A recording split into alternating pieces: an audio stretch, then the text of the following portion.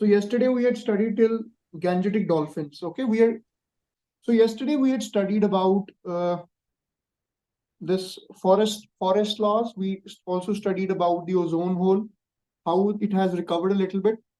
Today we'll be continuing on that in the environment only. So our first topic for today is fly ash utilization. Okay, so what is fly ash?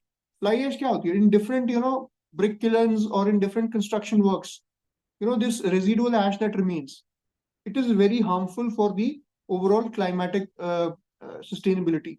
So we will study here what are the provisions with respect to the fly ash and what more needs to be done, what the government is doing, particularly Ministry of Environment and Forests. So Ministry of Environment, Forest and Climate Change. For some of you who are not aware, earlier it was Ministry of Forests. Only in recent years, its nomenclature has been changed to MOEF double C, Ministry of Environment, Forest and Climate Change. So first of all, you have to understand, if a question comes that the fly ash utilization, it is being dealt by which ministry? So the answer has to be Ministry of Environment, Forest and Climate Change. Okay, it has recently released a notification under EPA. Two important points in the first line itself. Number one, what is the ministry? And number two, under which act? So the act is EPA 1986. EPA is Environment Protection Act 1986. So you have to just understand these 2 points here. What the new amendment does, it extends the compliance of fly ash utilization targets to new thermal plants. All right. 2021 में हमारे fly ash utilisation rules आए थे, तो उसके बाद जो हमारे thermal plants that have been set up after that time, they are to be included under these new fly ash utilization rules. अब इसमें कुछ चीजें आपको जो याद रखनी है, फर्स्ट इज टाइम लिमिट क्या है इसका, then what is the legacy ash, ठीक है, और सोलर और विंड पावर प्लांट्स के विद रिस्पेक्ट इसमें क्या प्रोविजंस है. Let's see one by one. First of all, time limit. The new thermal plants TPPs, they will have a time period of 4 years. इनके पास 4 साल का वक्त होगा to achieve 100% fly ash utilization. तो 100% fly ash utilization क्या है? For example, ये fly ash को properly dispose of करना है, ताकि वो environment, जैसे कई जगह पे it will create जो leaves के जो स्टोमेटा होता है, इसको ब्लॉक कर देगा, फोटोसिंथेसिस इम्पैक्ट करेगा, और भी इसके एडवर्स इम्पैक्ट्स हो सकते हैं जो एग्रीकल्चर प्रोडक्टिविटी को भी कहीं ना कहीं इम्पैक्ट भी करता है.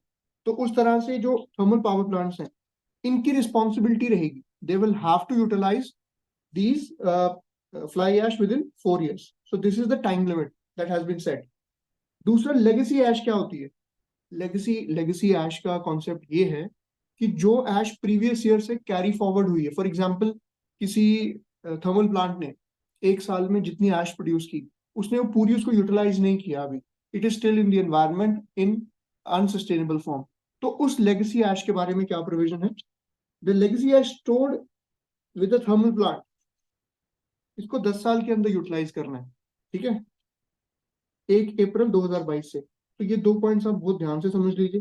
पहला कि टाइम लिमिट 4 साल का है, ठीक है, टू अचीव 100% फ्लाई एश. और जो पुरानी लेगेसी एश थी वो आपको 10 साल के पीरियड में यूटिलाइज करनी है फ्रॉम 1 अप्रैल 2022. ऑलराइट. और क्या किया अमेंडमेंट ने? The amendment allowed activity in solar and wind power plants as per the guidelines by CPCB. इसमें 3 साल की लिमिट है, ठीक है. तो 3 प्रोविजंस हैं, एक तो टाइम लिमिट का हो गया, एक लेगेसी एश का हो गया, और सोलर और विंड पावर प्लांट्स के लिए with in 3 years you have to utilize that fly ash. All right, moving on. अब देखिए, कुछ पावर प्लांट्स जो 3 नवंबर 2009 से पहले एस्टैब्लिश हुए थे, उन पे ये प्रोविजंस एप्लीकेबल नहीं है. This provision is not applicable on those power plants established prior to 2009. Also, the amendment bans any coal and lignite-based TPPs from establishing or designating any new operational ash ponds. ठीक है. अब coal और lignite is very highly polluting. तो ये amendment जो लाई है fly ash policy में, इसने एक न्यू आप ऐश पॉन्ड, जैसे फॉर एग्जांपल ऐश पॉन्ड क्या होगा कि जहां पे आपने ऐश को डिस्पोज ऑफ करना है, you are disposing of your ash here, okay. तो एक थर्मल पावर प्लांट में अगर ऑलरेडी एक ऐश पॉन्ड है तो नया बनाने की परमिशन नहीं देनी है उसको। That is the problem, that is the thing. इससे क्या होगा, आप थोड़ा सा सस्टेनेबिलिटी की तरफ ज्यादा जाना है। अगर हम फ्लाई ऐश के बारे में थोड़ा सा यहाँ समझे, what is fly ash, fly ash होती क्या है? तो it is a particulate matter, PM. PM आपने पीएम 2.5 और पीएम 10 के बारे में सुना रहेगा। These are very fine particles which cause lot of environmental pollution. So these are particulate matter produced from the combustion of coal. So coal की combustion से ये thermal power plants में produce होता है। दूसरा देखिए, mineral impurities होती है ना जो कोल में, they come out of combustion chamber and then cool and harden. For example, कोल का ब्लॉक हो गया एक, this is a coal block, ठीक है। when it is used, तो एक कुछ रेजिड्यू रह जाएगा ना नीचे, रेजिडुअल जो कोल रह जाएगा, that will convert into what you call as fly ash, which is actually very harmful. अगर आपको कंपोजिशन का ज्यादा याद नहीं रखना है, बट क्या क्या है, just have a rough idea. Silica will be one of the components, then you have aluminium, iron, calcium, oxygen, arsenic, lead. These will be found in trace. So majorly if you have to remember, it will be, देखिए silica तो होता ही है, ठीक है, silica तो होगा ही, silica will definitely be there. उसके बाद आपका एल्यूमिनियम और आयरन भी होगा, कैल्शियम और oxygen, these are the elements that are found in the crust of earth as well, okay. अब बेसिक थोड़ा सा बैकग्राउंड के बाद, आपकी कितनी तरह की फ्लाई ऐश होती है? We have two types of common fly ash.